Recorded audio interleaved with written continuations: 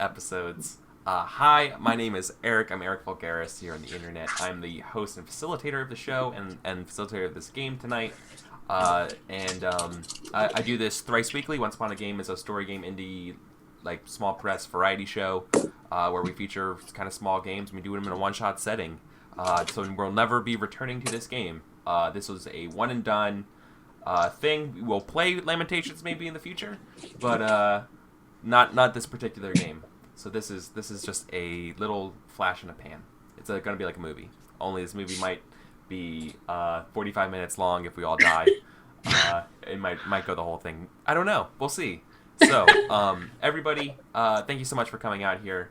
Let's go around the table and introduce each other because I know we've probably all met before, but I'm not sure. So let's go clockwise. So Paul, what's up, man? How are you? Hello, I'm doing well.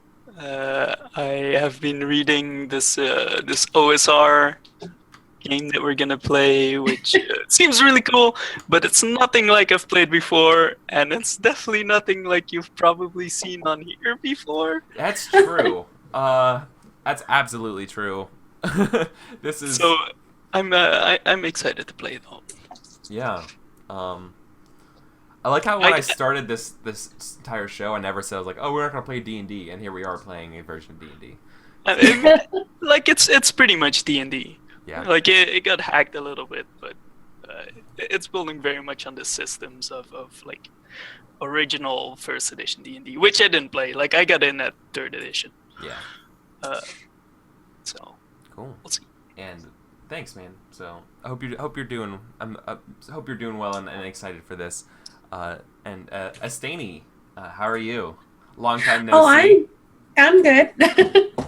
There's no Yeah, cards for long time me in no this see. game to drop off the table anymore. By the way, What's that? there's no cards for me to drop off the table anymore.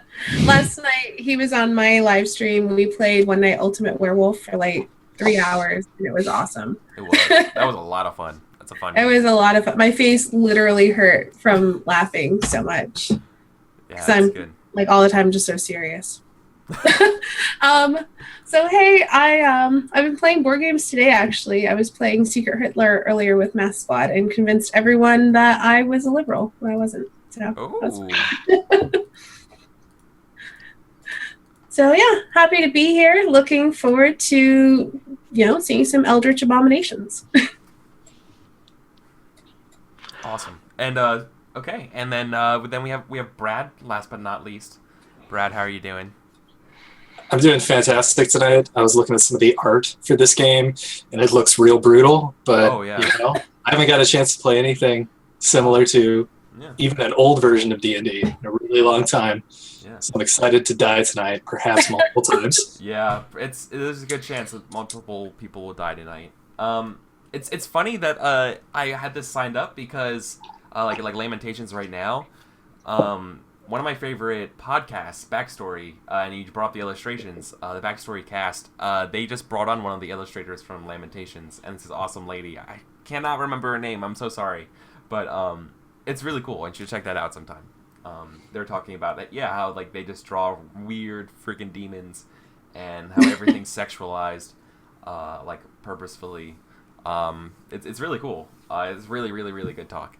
So yeah, I'm excited about Lamentations and the weird death and like crazy stuff and weird art that just comes in this game. And one of the reasons why we're doing this tonight, we're taking this weird path tonight and playing Lamentations, is that this is March and it's March Madness. So I was like, why not play Lamentations during March Madness? See what happens, because this is a weird fantasy role-playing game. So let's talk a little bit more about Lamentations.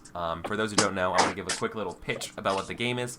So we were kind of hearing, so it's a game that's very, very, very centered in the roots of the original D&D. It's supposed to be, it's like right in the heart of the old school Renaissance style of games. And first and foremost, the game is very, very like horror, weird focused, quasi-historical a little bit more than your typical D&D settings. There's usually guns involved and a lot of death and that sort of stuff. There's I forget who it is, but someone is it Stephen Lumpkin's brother? Is it his older brother who wrote the the thing that just won a bunch of awards for Lamentations? Is that anybody? Oh, I don't know. It's called like the Red Band of Armies or something. I don't know. I forget it. It's ring, but I'm pretty sure he does the D&Ds with Porn Stars blog. That guy. I think that's Stephen Lumpkin's brother.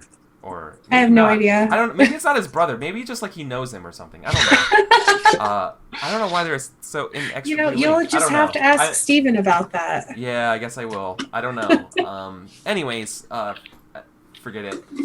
So tonight we're playing this old school Renaissance style game, and we're particularly playing a pre-generated game. We're running a little like adventure module, and this one's called The Pale Lady. So that would be very, very fun. I think this will go. This won't take more than one session or anything like that. I'm pretty sure we'll get through the whole thing. So whether or that die means we trying, or die trying, exactly. Right. So yeah.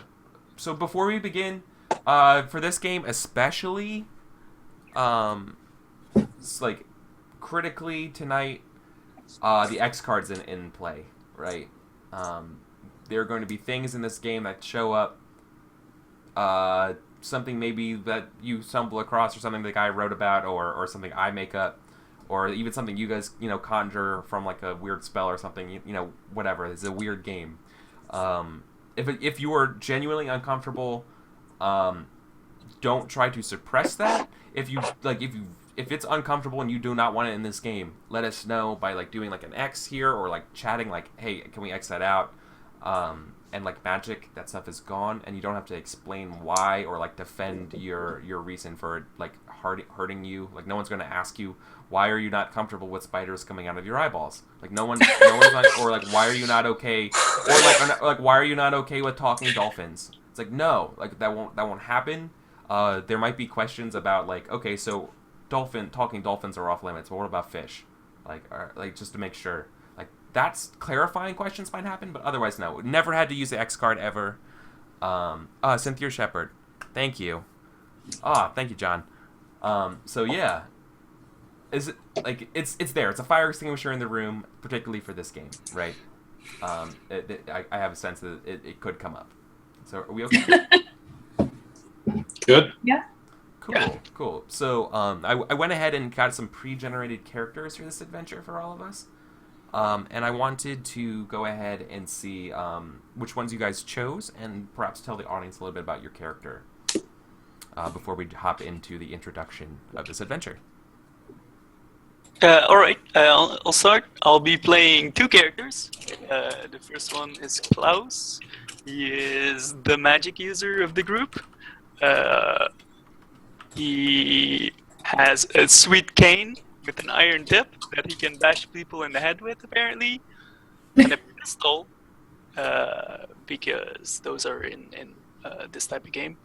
And I can learn one spell, so it's gonna be Magic Missile up in this bitch. Oh, Magic For Missile. sure. I think that's a legit choice right there. Yeah. We'll see. And We'll see. my Well- other character is Conrad, who is described on the pre-gen as a burly axeman, who is very burly, and his wisdom is a pile of dog shit. But he's good at fighting, because he's a fighter. Well, that's what matters, right? Deep down, it's what do you do? I'm a fighter. I fight. Exactly. Awesome. I murder people with my axe. It's fair. Thank you. I'm looking forward to that. So there's gonna be by the way, there's gonna be 6 characters total that are pre-generated. We're going to be bringing all of them on board for this adventure in case some bite the dust, because that's a very real In possibility. case some bite the dust, yeah. It's cool. We're all dead. Dead Yeah. people walking. So, So I am playing Britt. She is a fighter. She's a hardy shield maiden and sniper. I'm going to try to do 2 different accents tonight and not confuse them. We'll see how this goes. It may be a horrible mess. And then someone will die, and then I'll keep them straight because there'll be one left. She has a male halberd a round shield spear knife, a flintlock musket. It looks pretty badass. 17 constitution and 17 strength. Yeah. So that's legit. She's a hardy shield maiden. And then I'm also playing Fabienne. She is a level 1 specialist. She's a depraved assassin and pickpocket. She has +2 sneak attack, stealth, and tinker. And she fights with a flintlock pistol, knife, and has a leather jacket and greaves. Awesome. What is the leather? The last thing you said, the leather jack. Oh, leather jack and greaves is what is listed on the sheet. Yeah. Okay. I thought that was. I guess it's boots. I thought it was boots, but it might not be. I don't know. Okay. Cool. So those are the two characters, right? Yes, those are my two characters. Yeah. Britt and Fabienne. Britt and Fabienne. Is it Fabienne or Fabienne?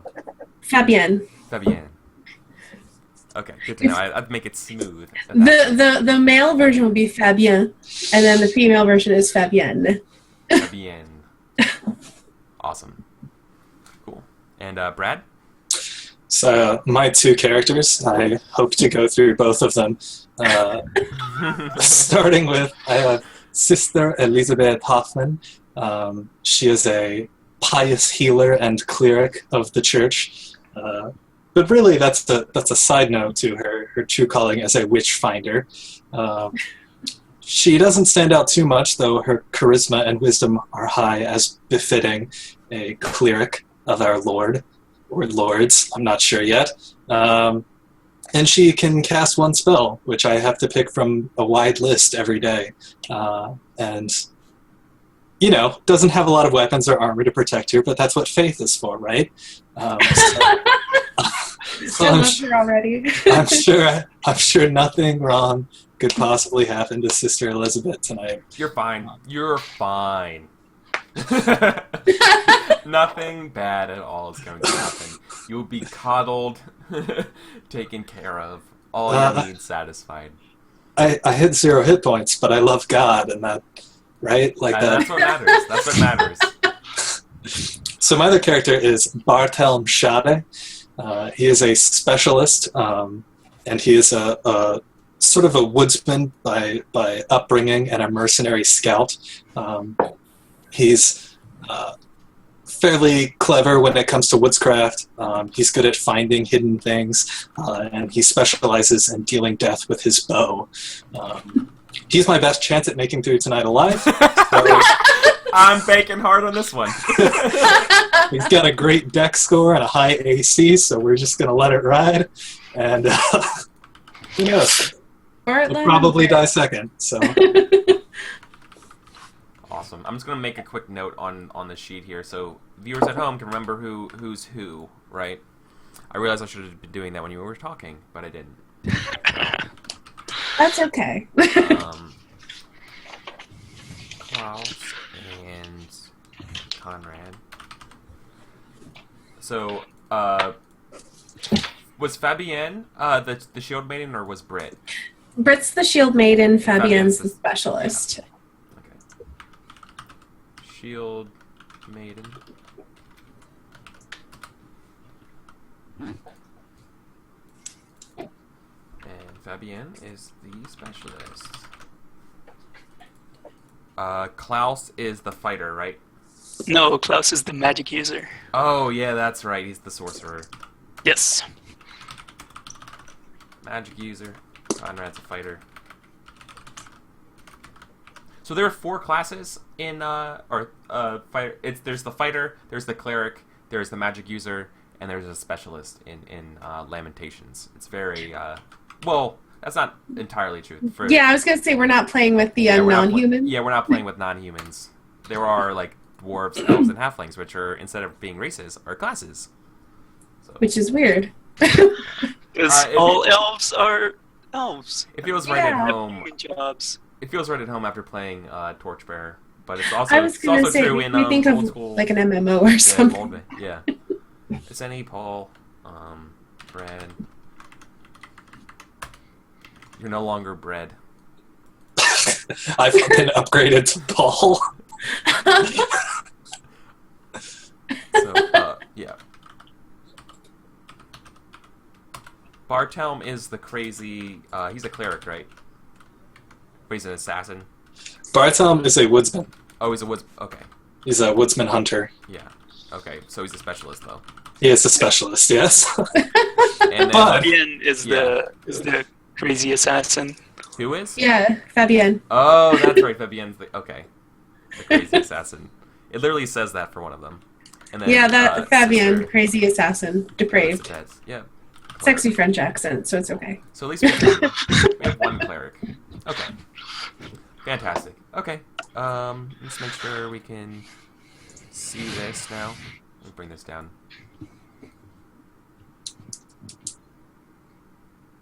Okay, cool. So now we can see the rolls as well. Okay, so let's begin, shall we? So this is going to be a generic fantasy world-ish. Resembles around like 1500s or so Europe. We see the camera kind of like open with an establishing shot of a wooded hillside monastery. Imagine something like very, very, very high up in Austria. So like a lot of very like coniferous trees, like a lot of pine trees, like jutting around a very like granite, like gray stone monastery up on this hill, surrounded by like jagged mountains and hills going around. It's very, very remote. And in outside of this monastery, you hear the sounds of like a bell ringing, as well as it's like some chantings of prayers, and then like the camera zooms in, and there's the six of you talking with the abbess, right? Like the ruler or the leader of the monastery. And she has like a very like dour, grim kind of looking face to her. Very like weathered face. Perhaps like more so than what her age should grant her. And she's welcoming you guys in, like ushering you into like a seating area, and thanking you guys for coming and saying something to the effect of like, I'm so glad you guys were able to come on short notice. I'm so glad you were able to find my letters in town about this predicament. But of course. So, yeah, I think Klaus is like maybe the first one to pipe up, holding the letter that they got, or like they took it from a notice board or something. Yeah. I'm not sure if it was like directly addressed to them or to just everyone. But he's like, yeah, like, but it was like really vague. Yeah, it was like, we need help with some stuff. It was extremely vague. So he's like immediately pressing, like, Yeah. hey, could you It was like, maybe tell we us need a help. little bit more about Yeah, it's like, what's going on? the notice board said something to the effect of, the abbess or the abbey is looking for someone who could help them with some prayer items and effects.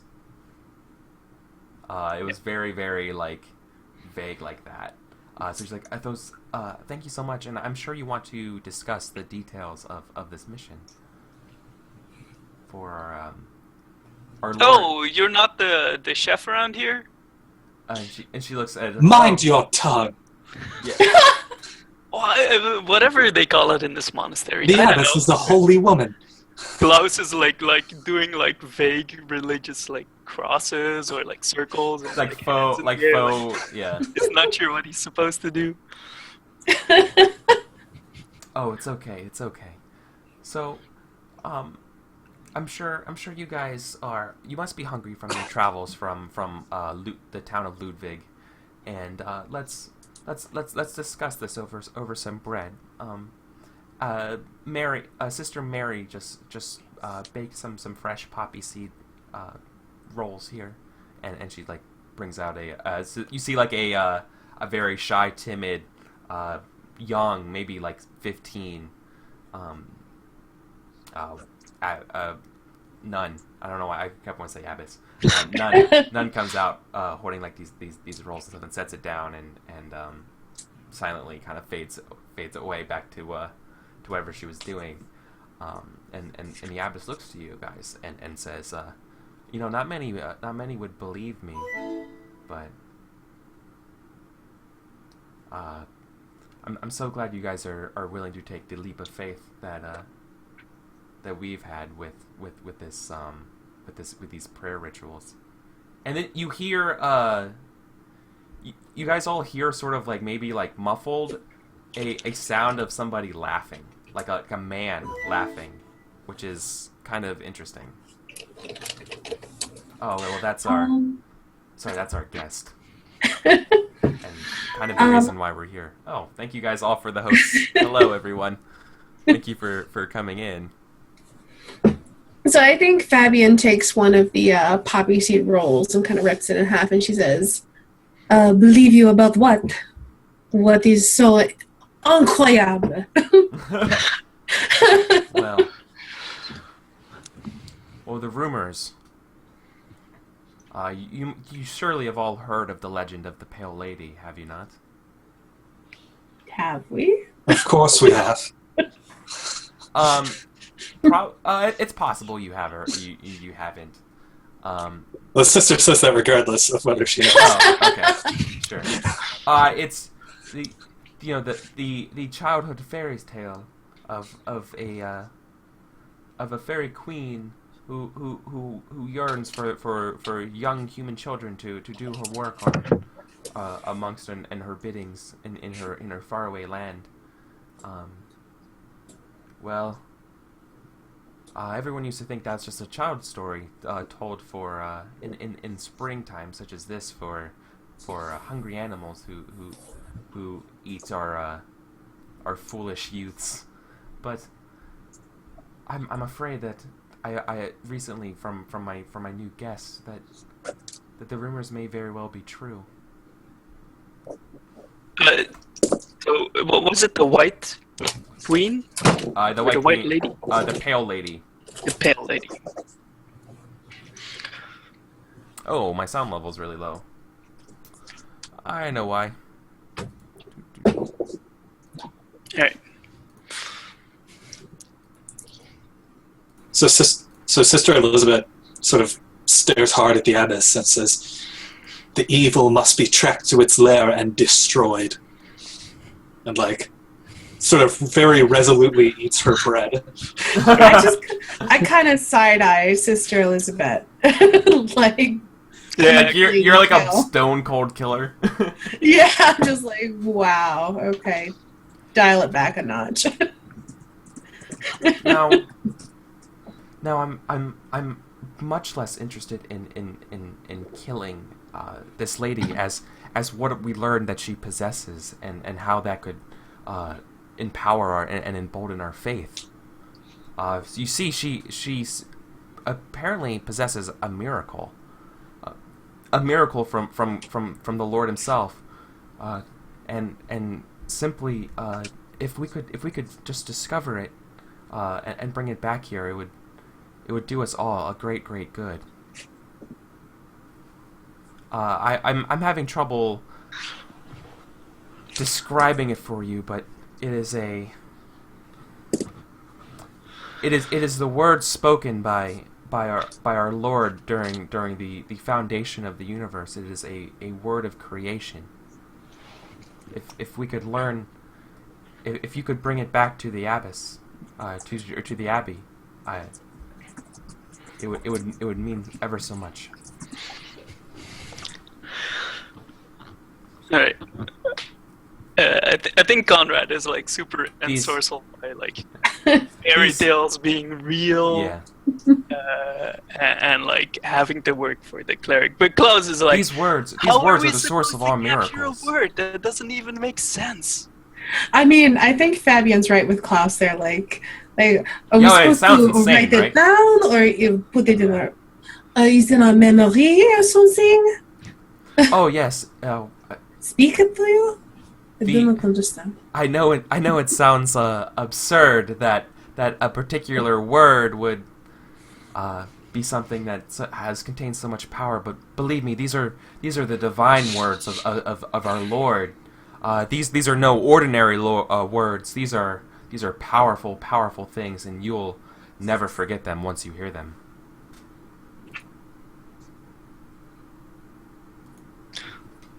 That's crazy. All right. So how much are they paying? and she looks at you and gives like a half smile. It's like, you would not do this for the benefit of the faith? Of course I would. What reward can be more valuable than the word itself from the mouth of our Lord? Well, not much. But everyone else is looking like, right? And everyone else is looking very, very incredulously, like they don't want to do that, right? I mean, it's more just like, nah. Yeah. It's like, and she's like, well, thank you very much, sister, but I'm sure we need. I'm sure our companions would need something a little more physical than their own securing of their immortal soul. I have such a thing. You see, from the nearby town, right? From what did I call it? Ludwig. Right? Mm-hmm. Yeah. From the nearby town of Ludwig, the old lord hundreds of years ago, who fought in the Crusades, the third one. His sword rests, and we have been holding it as a relic. The sword of Prester John. This could be yours, should you return with this miracle. And this is like supposed to be like some kind of legend. Oh yeah, it's you might know about. Right? Probably not. It's probably like an obscure folk lore, unless you grew up in Ludwig. It'd be something like it's immaterial to the one shot, but actually no, it's not, because you might be able to get it. Sure. The sword, it is said to have slain dozens and dozens of Saracens. Is that God Himself struck with a single blow, struck down a dozen men with a powerful lightning that struck from the sword itself. Or something, it's like something like outlandish, right? I think like she just went like and then like lightning strike or something. Brent's been in the back, kind of quiet, and she's like, "I think I want that sword." That sounds badass. Sure, or we could sell it and then split the profits. But I guess, but it's just lightning. Yeah. I mean, that's going to be useful. Yeah, and expensive. But imagine how much more money we could get if I can shoot lightning from a sword. Oh, but my dear, you must know it's only useful for those of a pure of heart who believe in the Lord. Oh, of course I do. I believe in the Lord. I'm believing so hard. Yeah. And all right. Well, there is one more thing. You might wish to talk to our guest before you go. Unfortunately, he's been here for a year now, but he's still. I'm afraid he doesn't remember his name, but so we have been calling him just our guest or John. But he believe me, he's okay. Just do not trouble him too much. His mind is very frail.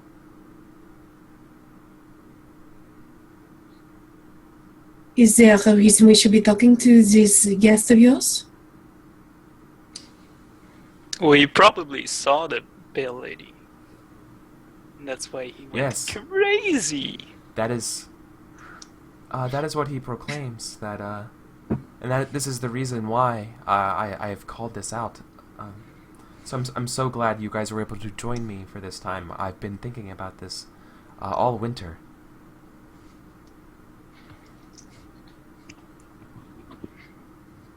right. Well, but first, I heard you had a dinner. For Yeah, us. and yeah, they bring out food. Oh yeah, so they bring out.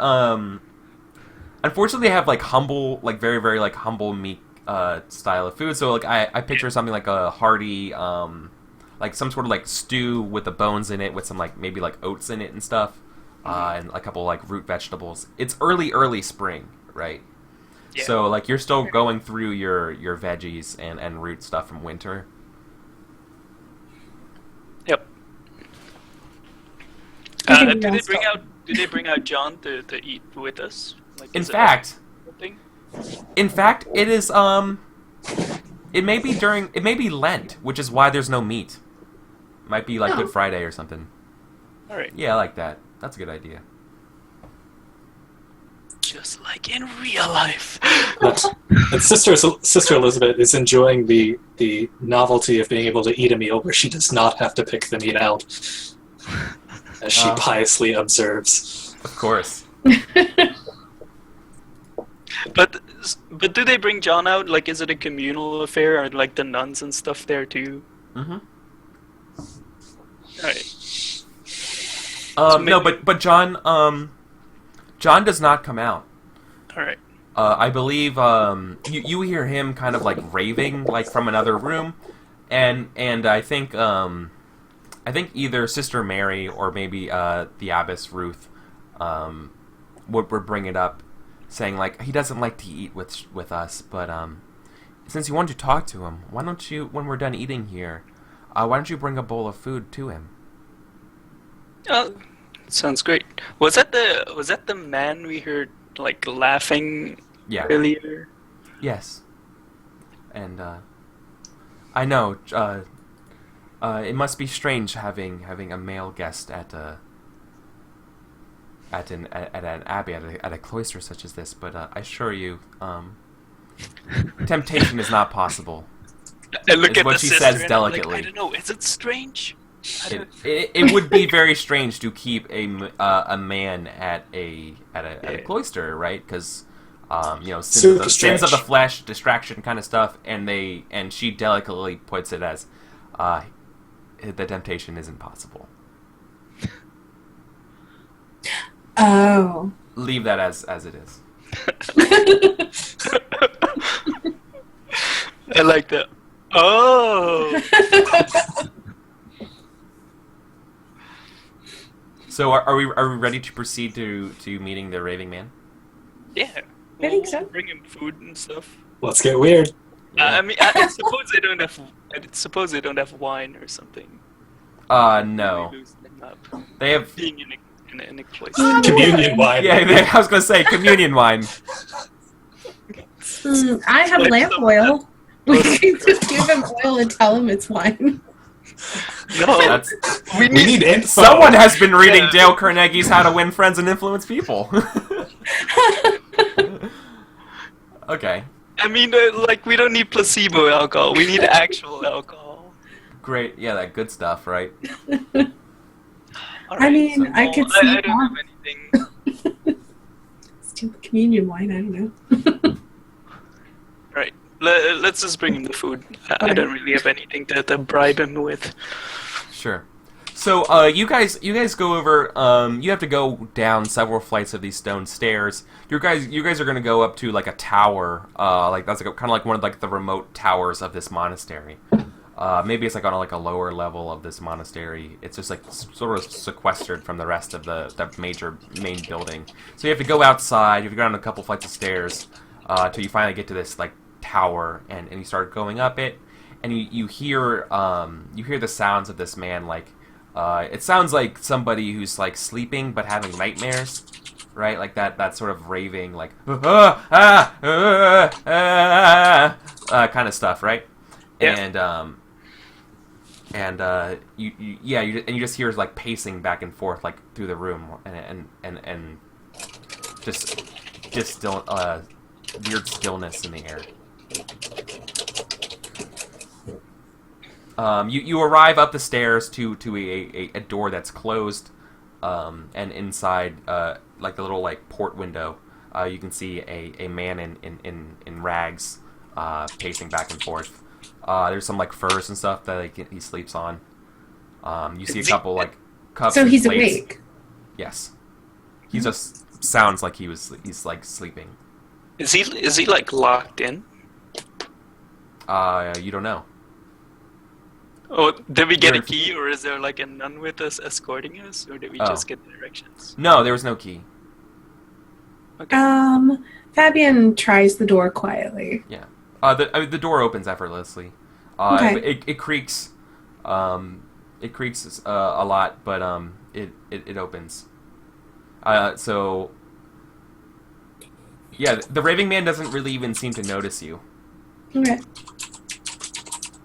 All right, I think Klaus like makes a show of like, oh man, we have this delicious food that we brought for you, and it's still warm.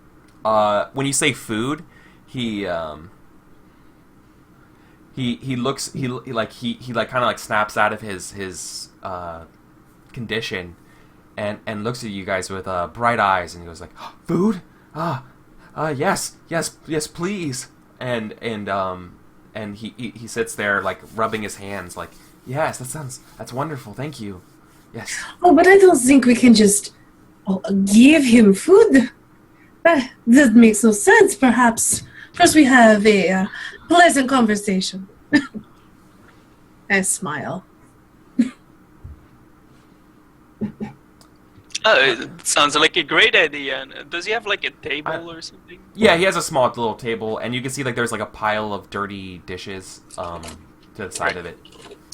So I'll sit like at one end of the table and then like place the bowl on the table, but clearly on my side.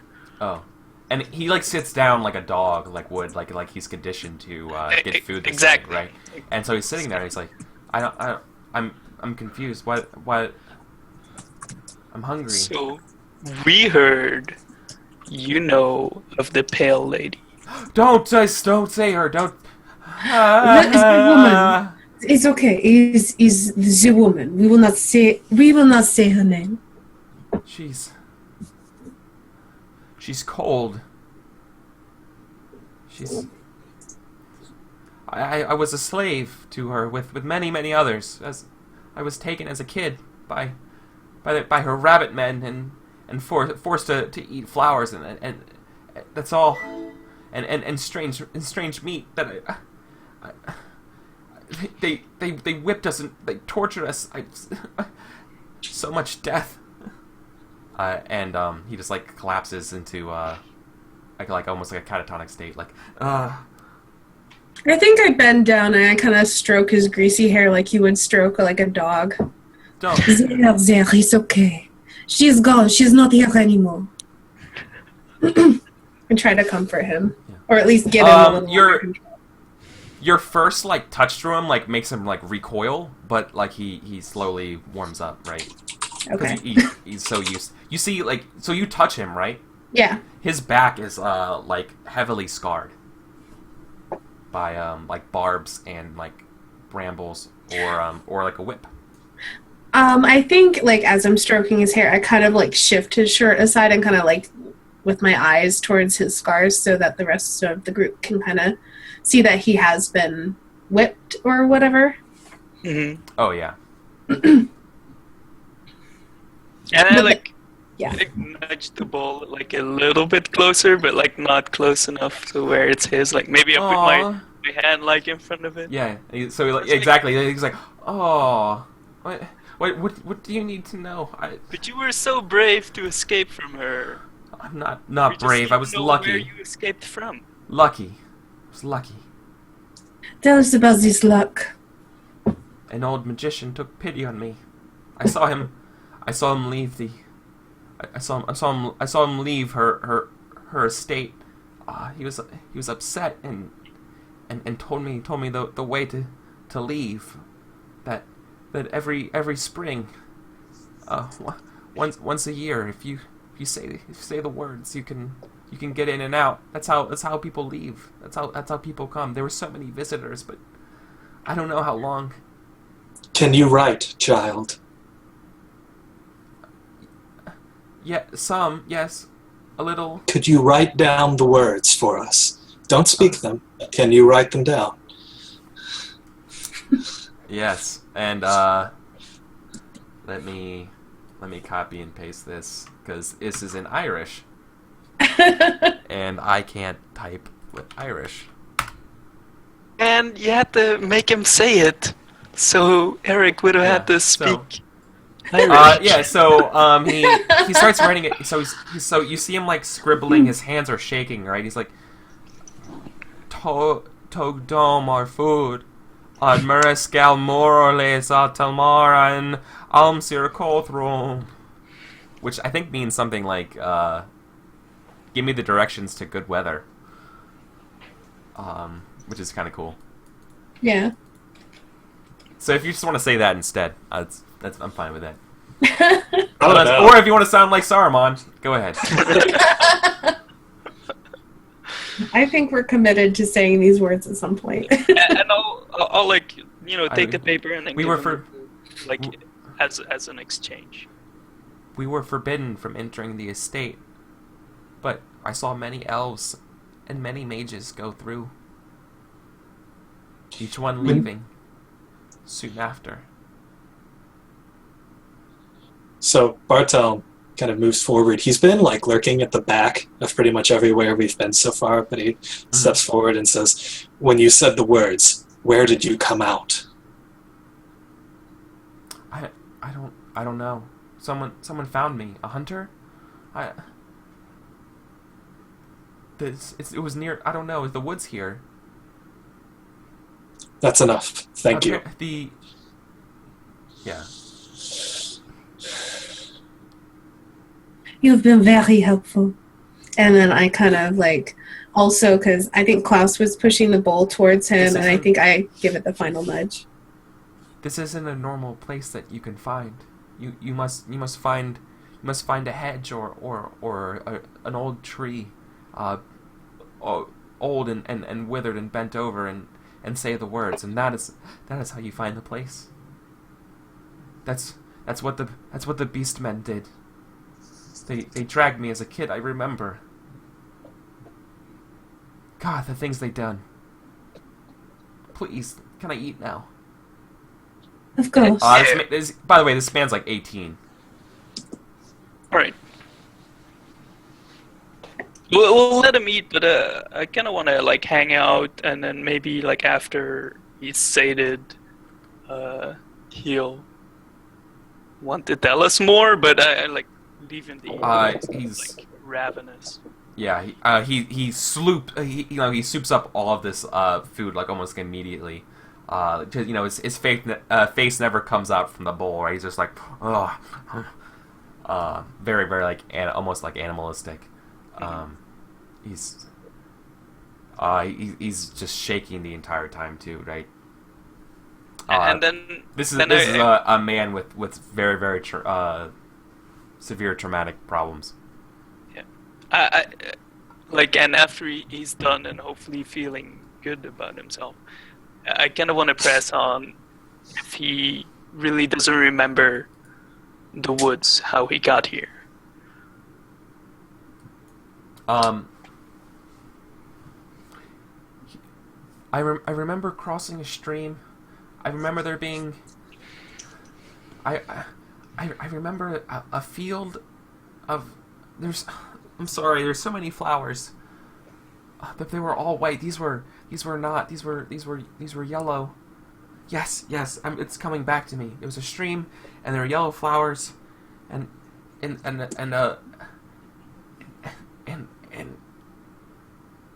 it a... I'm sorry. No, you're doing great. Yellow flowers, that's awesome. He just goes like, and sharp briars. There's so many sharp briars. All right. What of this woodsman? The one who found you? Maybe the nuns know more about him. Someone... I never met him. I don't know. He, like I said, he dropped me off here before leaving. Okay. Gave me this, and like he's like holding like his horrible sack of clothes, right? The pale lady gave us nothing. What did she give you? He just said nothing. Two words. She gave me. I'm sorry, you trailed off in Zoom. Oh, she gave me 2 words. Fields, pit. She said. That's all. I was sent. The beastmen took me away. They sent me to the fields. And what did you do in the fields? What work did they have you and the others like you doing? Harvesting the flowers and planting them again. They grow so rapidly. It's all she eats, you know. She only eats the flowers. White flowers. The whitest of snows. The first snow, white.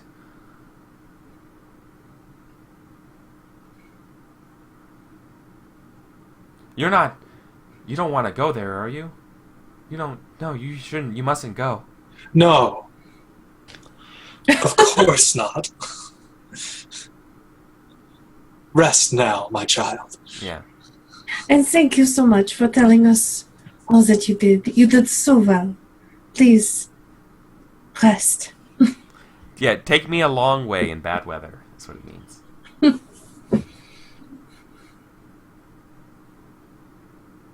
Okay, so I think you console him, and you see him like kind of like rest and sob at his table, and he's like, leave me alone. Yeah. I kind of want to leave him. I kind of want to see if these nuns know about this woodsman. Maybe he knows the way better in these mountains. Yeah, that's what I was thinking. Yeah. And Barton feels like he might be able to find the way, just from the description, but he's on board with the plan of seeing if it's possible to meet this woodsman. Yeah. yeah.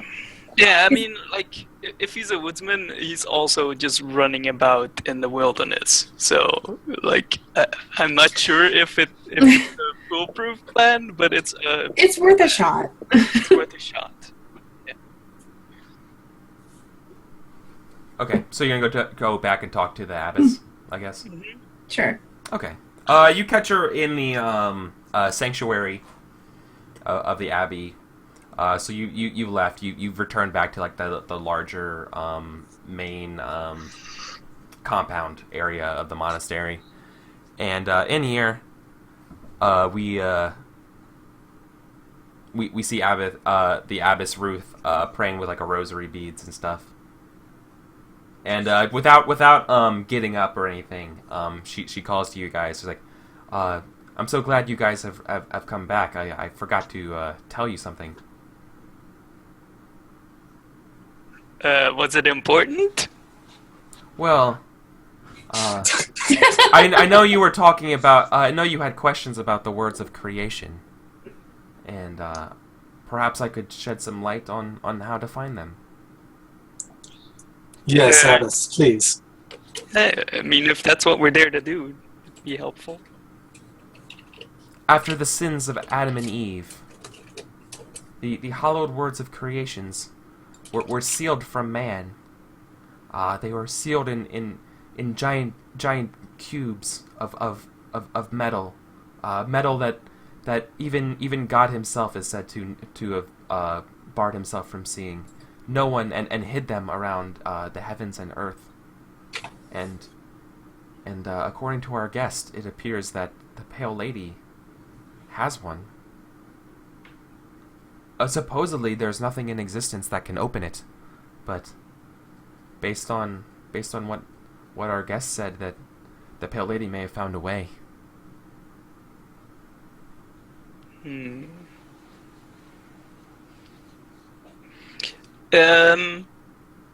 John mentioned something about a woodsman that found him and brought him here.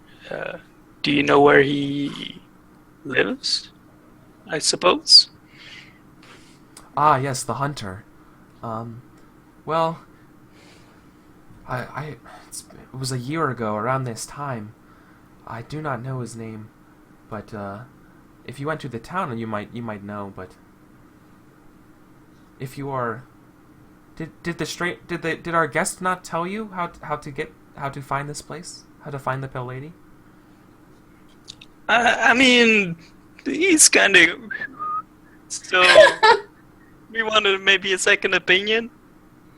He spoke of woods and fields of flowers, but nothing specific. Well, when a mind is exposed to such strange and horrible things, that sometimes the truth is actually all that is there in those utterings.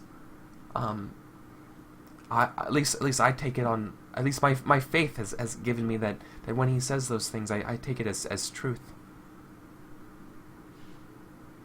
You're muted, Brad.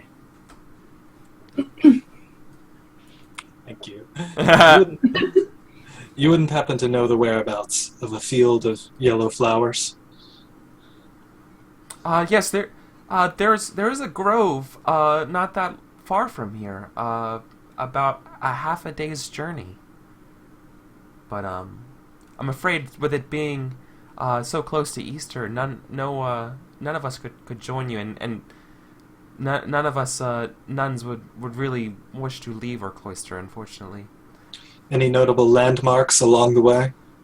There is a stream, a small brook, Cain's Brook. And the general direction? Oh, it's westerly. Then perhaps we do not need this woodsman after all. From what I understand from the stories long ago, is that the specific location from where you go is not the important part. It is the roots. It is any hedge. It is any hedge that you say the words and it takes you there. But if our guest has said otherwise, then go with what they say. I mean, he said that, but he's also crazy. That's true. That is explicitly true. I know how you nuns are really into just believing the word that is told to you, but... Oh gosh. I'm sorry, what do you mean by that? I mean, you have like your Bible or whatever, and like I don't even know this God guy, and he just tells you what to do all day. He does more than tell us what to do all day. We submit to him willingly, so we could hear his words and follow his actions. The Lord guides us on the path of righteousness. Yeah. I like how your eyes get real wide and you start tilting your head like a crazy person when you're Sister Elizabeth.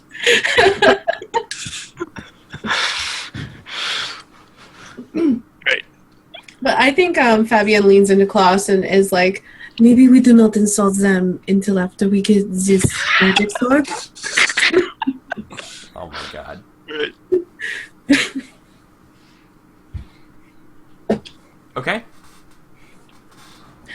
So do we want to try to find some kind of crooked tree or hedge, or do we want to go to where he described he was found?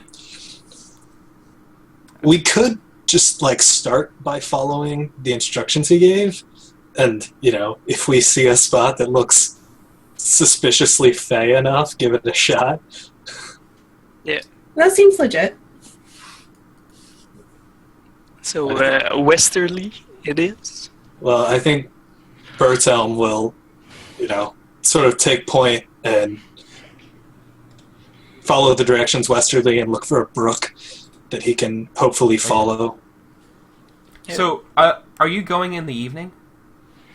Are you going this evening? That sounds like a bad idea. If it's only half Are a you day, going I think bright and early in the morning? we should Yeah, I rest think- and go in the morning. Probably try to talk the sisters into at least letting the ladies stay inside. Hey, They're holy ladies. They're Wasn't gonna try anything. There's a good point. Jeez. That is a very good point. I just don't think they'd let the men stay inside when they're, intact. Letting John stay inside. John's not intact. It's got a point. I think Berthelm would feel uncomfortable sleeping in the nunnery regardless. Like, I think he would volunteer to just, maybe he might ask if he can sleep in a stable or something. But Bartom, what the fuck? They don't have a stable, but You're really undermining my position here. they offer. No, you could sleep secluded or sequestered away with the with their guest, with John. All right, let's do that. Berthelm will grudgingly come with you, but I mean, you're welcome to sleep outside my window, but he considers it, but he'll stay with you. I think Britt and Fabienne try to not sleep with the crazy person. So they would probably be asking if it would be okay for them to lodge elsewhere, as would be more appropriate for their gender. Play it that way. Okay. All right. So, I mean, nothing's going to go. The night's going to go by uneventfully. all right. Okay. So. You don't know. There's a crazy man sleeping next door. Yeah, that's true. He's I mean, he does trouble your guys' sleep, right? Yeah. Whispering words in a language you don't understand, shrieking, shrilling, before quietly going back to sleep. All right. But then we'll set out in the morning, or after the break. Oh, it is about that time, isn't it? It is about that time. So speaking of breaks, then we're gonna go on our first break, and we'll be back in 5 minutes for more Once Upon a Game with Lamentations. So we get to start seeing what the estate of the Pale Lady will be like. We didn't die yet. We haven't Yay! died yet. That's true. No rolls yet. This is all normal town. All right. So see you guys in 5 minutes.